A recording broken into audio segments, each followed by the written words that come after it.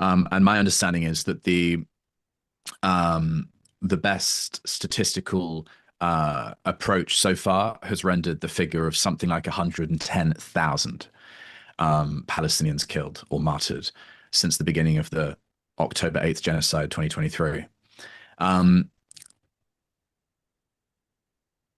it is a killing machine. Israel has managed to set up a killing machine. And in 2023 into 2024, all of these governments allowing Israel to do it by saying they have the right to self-defense, knowing quite well, I think, that they were effectively greenlighting the beginning of this extermination program.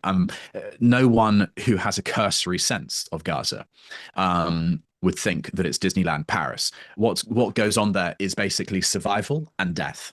And by greenlighting Israel in this way, by repeating the self-defense mantra, I believe they knew what they were allowing to happen, actually. I don't believe that there was any sort of plausible deniability for them. Um, and I think the way that it has broken in chapters is the obvious extreme use of force, the uh, marshalling of civilians to different areas and then bombing them again and bombing them as they're on the route, and then they're in a safe zone and they're bombed in a safe zone, and then they're bombed when they're collecting aid. The systematic destruction of all of the buffer areas, the systematic destruction of all of the civilization, the universities, hospitals, all of these things. I believe these general markers of the genocide program have penetrated people's consciousness. But I think the shocking thing is it was the deliberate besieging this year which finally marked a turning point for a lot of the sort of liberal establishment in the West. It wasn't the systematic annihilation of the Palestinian civilian population or um, their civilization in Gaza.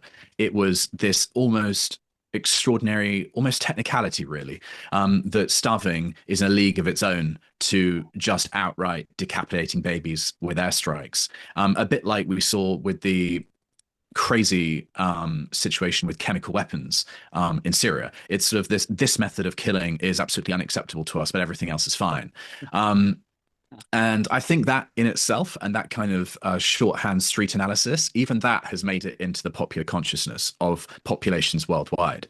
And so we now have this moment of high awareness and moment of sort of impunity for Israel, and we see its allies somehow reproached from their position, but still reproaching themselves in a way which is incremental and at this stage still fairly marginal. But at the same time, we shouldn't lose the symbolic importance of all of the wins that there have been. But it's a crazy time to be alive.